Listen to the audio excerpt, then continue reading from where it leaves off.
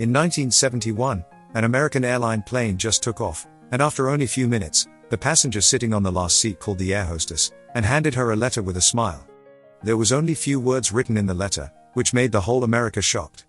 Who was that passenger? And why FBI did not found him dead or alive till now? Finding him is way far task. Even America's most powerful agency was unable to find even a single information of that man.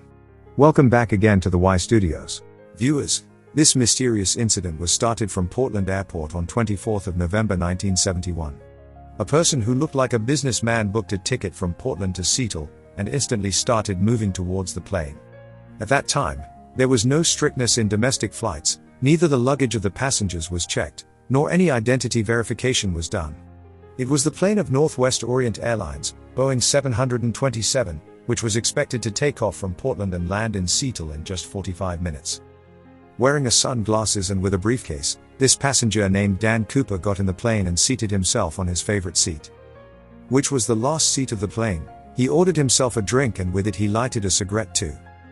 Till now it was all normal because in 70s smoking was allowed in the planes. On exact 2:58 p.m. flight took off.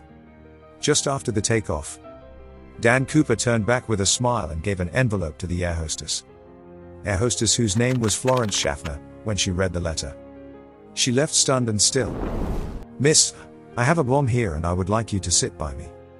When Florence Schaffner seated near him, he opened his briefcase in which 8 dynamite sticks and a detonator were present. In short, the plane was hijacked.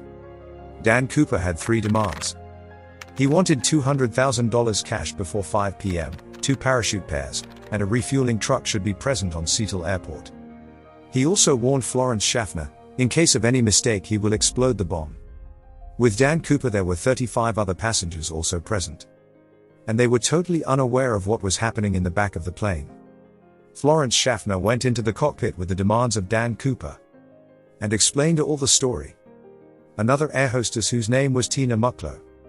Now she seated herself besides Dan Cooper, with the intercom. She was working as a communicator between pilot and Dan Cooper, having in mind that it was the first plane hijack in America's history, which was done for the ransom. That's why local authority and FBI decided to fulfill all the demands of hijacker. They were sure that Dan Cooper will not run far from them. Flight, which was expected to land in Seattle within 45 minutes of its takeoff, was now orbiting the Seattle airport for the next 1 hour and 30 minutes. And 35 passengers which were present on the plane were told that, due to some technical difficulties, we are not landing. During this time, from Seattle Bank, 10,000 currency notes of $20 were collected, and their serial number were noted. And 2 parachutes were also arranged from the nearby Sky Diving Club. On exact 5:45 p.m. the plane was landed. And according to the promise, a bag full of money, parachute pair were handed to Dan Cooper, and the last demand, the plane was also refueled. After his demands fulfilled, Dan Cooper asked 35 passengers and 2 crew members to get off the plane, while pilots and other 2 crew members were asked to stay. Now it was night, and the plane once again took off. He sent some important instructions to the pilot through Tina Mucklow who was sitting beside him. He wanted that the plane's landing gear and flaps should be open, altitude should be 10,000 feet, speed should be 320 kilometers per hour, and plane should be headed directly towards Mexico City. Pilot fulfilled all the other demands of Dan Cooper, but taking the plane directly to the Mexico City was not possible due to fuel. So he proposed 2 options for refueling: Reno or Phoenix. Dan Cooper got agreed on Reno. On the other hand, local and federal authorities were also doing their work. 2 fighter jets were headed towards the plane, but they were unable to maintain this slow speed, so they started orbiting the plane. In the dark night, plane was continuously heading towards Reno. In this instance, Dan Cooper ordered Tina Mucklow to go into the cockpit, where 2 pilots and 1 flight attendant was present. When Tina Mucklow turned to close the cockpit's door, the last scene which she saw was that Dan Cooper was tying something on his back.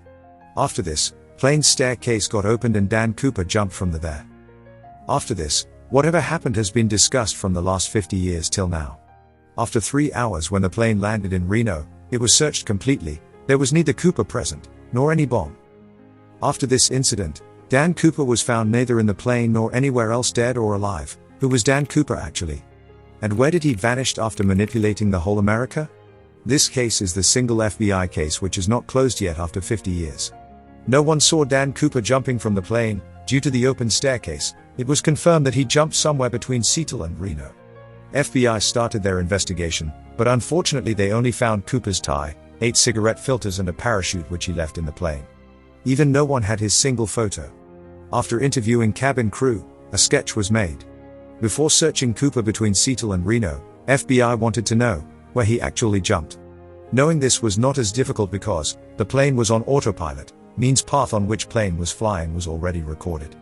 Plane speed and altitude was known already. Beside it, with the help of flight recorder, it was known that the plane staircase was opened on 8:10 p.m.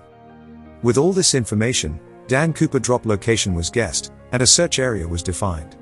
This 45 square kilometer area is full of forests and mountains. Aerial and land teams searched every inch of this land, but neither Cooper nor any briefcase or money was found. This area was so cold that everyone believed that Dan Cooper would have been dead. But what happened afterwards was not in the mind of FBI. Now FBI started to take help from citizens. Dan Cooper's sketch and serial numbers of the currency notes were published in the newspaper. And a reward was also promised if someone gives information about Cooper. The FBI thought, if Dan Cooper is alive, he will spend the currency notes somewhere. But surprisingly, currency note of these serial number was seen nowhere. This case was not closed yet. After 9 years, in 1980, an incident happened in southern Washington. Near Columbian River there is a beach which is known as Tina Bar. Here, a little boy with his parents was playing with the sand, where he found 3 bundles of currency notes. These were $20 bundles, which make a sum of $5,800. The parents took this money to the FBI, and shockingly, the serial numbers of these notes got matched with the serial numbers of the notes, which were given to the Dan Cooper. Instead of getting solved, this case got more tangled up. This money was found 27 kilometers away from the drop location of Cooper. Firstly, it was thought this money was dropped from the Cooper bag in Lewis River, and traveling through the water they came to the Columbian River. But after noticing that the Lewis River flows in the opposite direction, it was concluded that these money bundles had not come here by flowing in the Lewis River. For FBI, this whole case was far away from getting solved. Even after 3 years of this incident, on Tina Bar Beach, where this money was found, an excavation work was done. During excavation, new sand was dumped on the beach, and this money was found in this newly dumped sand. With this new information, it looks like that Dan Cooper, or someone close to him, had buried this money after 3 years of the incident on Tina Bar Beach, to once again manipulate the FBI. In this case, FBI investigated persons which somehow resembles Cooper, but it was not fruitful. Some investigation officers says that Cooper was a trained military commando, because the parachute which he took with him was military parachute, and it was difficult to operate, in comparison to the one which he left on the plane. After $5,800 cash being found, the remaining 9,710 currency notes were never found. FBI did not have any clues about Cooper, they just have his sketch, his ticket, and a tie on which the clip can be seen on the left side, which means Cooper was left-handed. All the information which FBI has is published on their website. And this case is still open today. Hope you liked this episode and share it with others. Thank you very much for your loving comments. See you in the next awesome episode.